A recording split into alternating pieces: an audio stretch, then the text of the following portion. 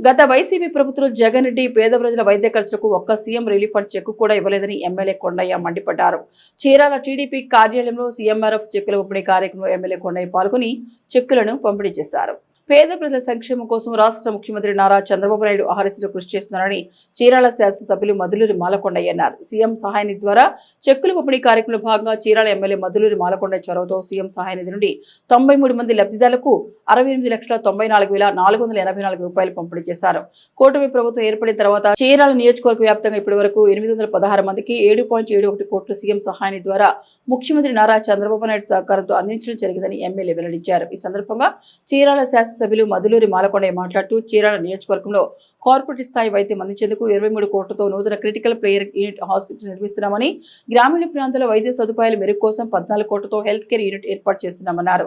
రాష్ట్ర ప్రభుత్వ వైద్యశాల కూడా కార్పొరేట్ స్థాయి వైద్యం అందిస్తోందని, మెరుగైన వైద్య నిమిత్తం వివిధ ప్రైవేట్ వైద్యశాలలో చికిత్స పొందిన బాధితులకు వారు చెల్లించిన నగదు రసీదులను ముఖ్యమంత్రి సహాయ నిధికి దరఖాస్తు చేసుకుంటే విచారించిన అనంతరం వారికి ముఖ్యమంత్రి సహాయ నిధిని కూటమి ప్రభుత్వం అందిస్తోందన్నారు.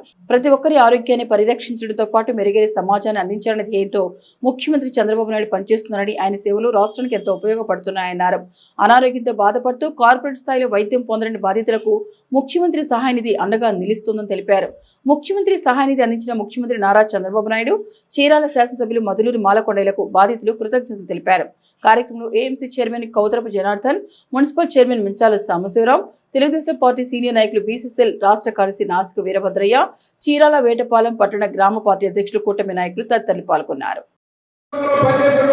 ఒక లఘు డ్రాగాన్ని తీసుకెళ్లి మనం సాక్షి పేపర్లో పెట్టుకొని రిజిస్టర్ వచ్చి రాపించుకుంటావా?